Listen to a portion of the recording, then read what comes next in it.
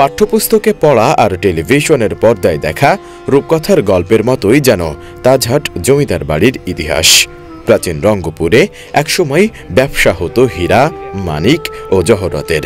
বিক্রি হতো নামি দামি হীরা, মানিক ও জহরত খচিত তাজ বা টুপির।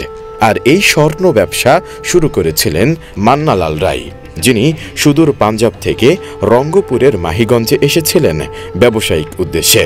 সেই মান্নালাল রায়ের হাত ধরেই মাহিগঞ্জে বসত জমজমাট তাজের হাট। সেখানে পাওয়া যেত রাজা বাদশার চাহিদা অনুযায়ী অনেক মূল্যবান তাজ। এই তাজ বিক্রির হাটই সময়ের পরিক্রমায় প্রসিদ্ধি লাভ করে তাজহাট নামে, যা বর্তমান রংপুর মহানগরীর প্রাণকেন্দ্র থেকে ৬ কিলোমিটার দূরে। এই তাজহাট বাজারের কোন ঘেঁষেই দাঁড়িয়ে আছে প্রাচীন ঐতিহ্যের স্মারক তাজহাট জমিদার বাড়িটি, যার মূল ভবনটি ঐতিহাসিক এক প্রাচীন নিদর্শন।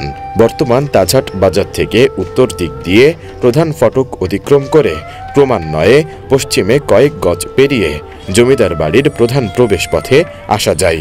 রঙ্গপুরের প্রাচীন ইতিহাস থেকে জানা যায়, মান্নালাল রায়ের তাজ বিক্রির হাট থেকে তাজহাটের নামকরণ হয়, আর সেই থেকেই জমিদার বাড়িটি পরিচিতি পায় তাজহাট জমিদার বাড়ি হিসেবে। এই জমিদার বাড়িটি নির্মাণ করেছিলেন মান্নালাল রায়ের বংশধর রাজা গোবিন্দলালের পুত্র গোপাল লাল রায়, যিনি পরাক্রমশালী শাসক হিসেবে ১৯ শতাব্দীতে বৃহত্তর রংপুর শাসন করেন। তার শাসনামলেই ১০ বছর সময় ধরে বিভিন্ন নকশা ও কারুকাজ খচিত ভবনটি নির্মাণ করে প্রায় ২,০০০ নির্মাণ শিল্পী। ৭৬.২০ মিটার দৈর্ঘ্য ভবনটি তৈরিতে ব্যবহার করা হয় বিদেশি সাদা মার্বেল পাথর। এতে নির্মাণ ব্যয় দাঁড়ায় প্রায় ১.৫ কোটি টাকা। বর্তমানে রংপুর মহানগরীতে হাতে গোনা যে কয়েকটা বিনোদন কেন্দ্র রয়েছে, তার মধ্যে অন্যতম তাজহাট জমিদার বাড়ি, আর এর ভেতরে গড়ে তোলা প্রত্নতত্ত্ব জাদুঘরটি।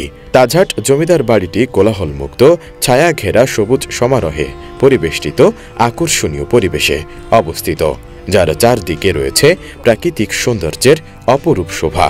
ফুলের বাগান, উত্তর ও দক্ষিণে কামিনী, মেহগনি, কাঁঠাল ও আম বাগান।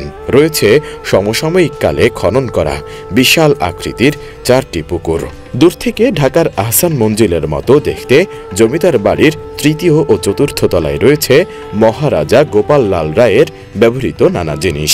জমিদার বাড়িটি লাল ইট, শ্বেত পাথর ও চুনা পাথর দ্বারা নির্মিত হওয়ায় দেখতে চমৎকার।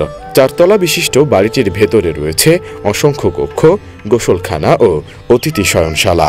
বর্তমানে রংপুর প্রত্নতাত্ত্বিক জাদুঘর ও তাজহাট জমিদার বাড়িতে একজন কাস্টিয়ান সহ ১৪ জন কর্মকর্তা কর্মচারী রয়েছে।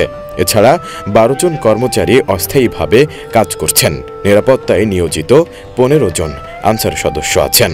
এদিকে ভবিষ্যৎ প্রজন্মকে রংপুর অঞ্চলের ইতিহাস ও ঐতিহ্য সম্পর্কে জানাতে তাজহাট জমিদার বাড়ির সঙ্গে যুক্ত জাদুঘরটি বড় ধরনের ভূমিকা রাখছে।